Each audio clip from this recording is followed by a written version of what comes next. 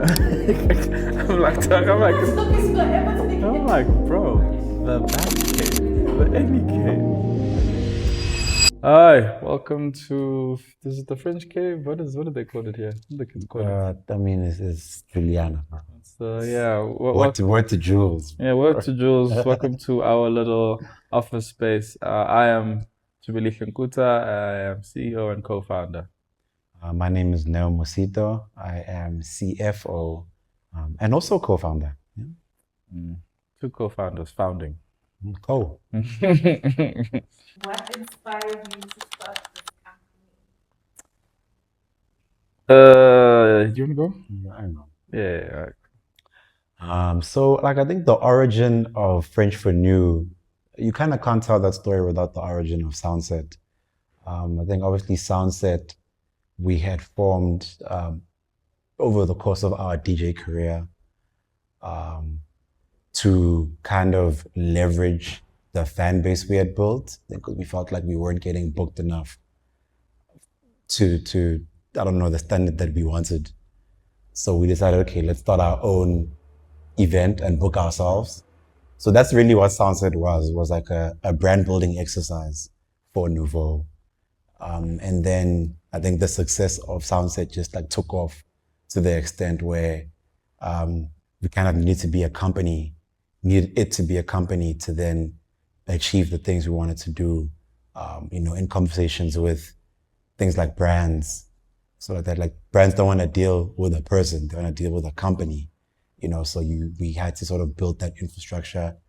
And really at the beginning, French for New was like a vehicle to basically run Soundset. But I think since then we've expanded our horizons. We've taken it a lot further than just that. I mean, Soundset is like the firstborn.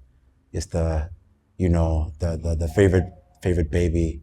And really, in the beginning, it was all about Soundset. I think French for New was a vehicle to run Soundset in a way that it needed at the scale it was. But I think since then, we've diversified our offering. I think we're doing different events. We have clients now, and I think it's become a lot bigger than just Soundset. Shout out to the firstborn, though. What was the hardest part in the beginning? The hardest part in the beginning, I guess, was we had to take essentially almost an entire break, a year break from Soundset happening, especially during COVID. There were so many things happening from a Nouveau side of things. We're about to do gigs with Nike, and kind of felt like everything was about to kick off. And for a long period of time, I think Nouveau also took a bit of a break as well, obviously because of COVID. But then it kind of felt like things weren't happening. There was a period where it felt that Soundset wasn't even going to happen anymore. And then when it kicked off again in November and it started to do well, we kind of changed the formula a bit. There was a time, not many people know this, but we essentially did a Soundset weekend where one was at Kitchener's, another one was at Agog, and we I had a manager at the time who kind of wanted to change what we were doing, where we changed, we started selling tickets immediately, and the sales were not good. There was no interest.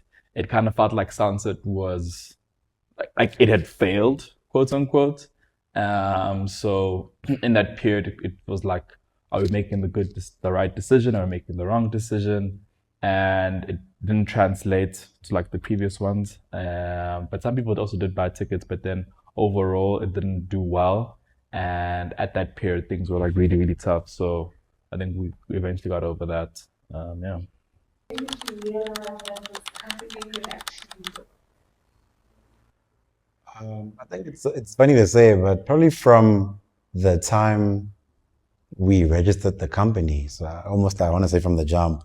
And I say that because essentially French for New was born from the success of Soundset. We established the company to then be able to leverage a brand opportunity. So in that sense, the event was already having a level of success. And obviously, I think Thubelihle and I still had jobs at the time. So we were still kind of focused on the jobs. But I don't think it wasn't that year, but I think within 2 years of that first deal, we eventually left our jobs because I think it was getting to a point where we're busy enough for this thing to work.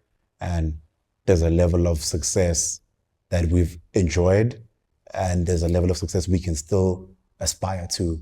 And I think it's that cocktail of things that really solidified the feeling that, yeah, I think maybe for me is when I was able to be like, yo, can the company pay for my car? And then it was like, yes. And I said, cool, I think we're gonna be all right. And I think that helped push the focus a bit more, because when you have a job, it's very difficult to do this thing full time.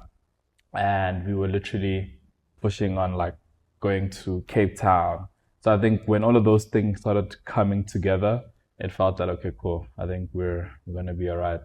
And obviously hiring people does help with any type of success. Where did the name originate from? I think that's a bit of like an easy question or an easy answer, because French renew comes from nouveau, because that's what it means. Nouveau means French renew. So if you get it, you get it. If you don't, now you do. It's a bit of a lunch bar situation. So that's as simple as that. If you want to ask about the origin of nouveau, then that comes from just us playing like very new music, so very like future beats, music, which is funny, like which has now become a bit more commercialized now. We were ahead of our time as son. ish dog, you know. So yeah, that's where both names come from.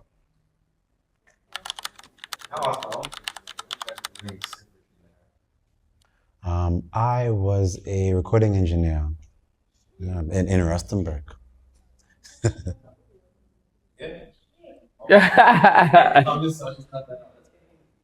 I worked in advertising for about 6 years, and I worked 1 year in television.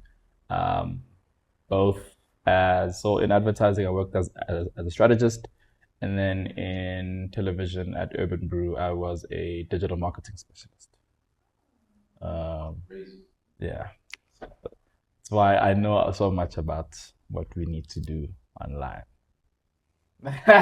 Oh, okay.